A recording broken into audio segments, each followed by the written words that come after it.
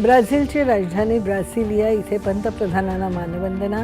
ब्राझीलच्या राष्ट्रपतींशी पंतप्रधानांची होणार द्विपक्षीय चर्चा.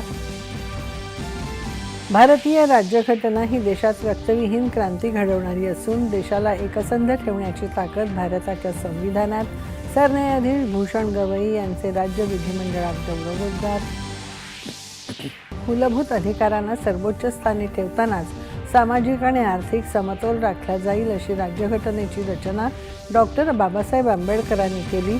सरन्यायाधीश भूषण गवई यांनी कायद्याचा विचार करताना कायम व्यापक जनहिताला प्राधान्य देत त्यानुसार न्यायदान केलं. सत्कार समारंभात फडणवीसांचे गौरवोद्गार. मीरा भाईंदरमध्ये मोर्चा मार्गाचा आंदोलकांनी धरलेला आग्रह कायदा सुव्यवस्थेचा प्रश्न निर्माण करू शकत होता म्हणून पोलिसांनी परवानगी नाकारल्याची मुख्यमंत्र्यांची माहिती.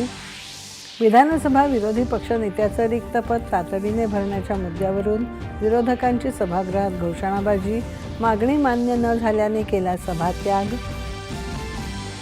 राज्यातल्या गिग वर्कर्सना सामाजिक सुरक्षा देण्यासाठी स्वतंत्र कायदे करण्याच्या मसुद्यावर काम सुरू. कामगार मंत्री आकाश फोंडकर यांची विधान परिषदेत माहिती.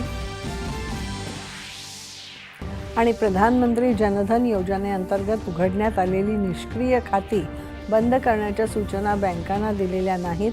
वित्तीय मंत्रालयाने केले स्पष्ट.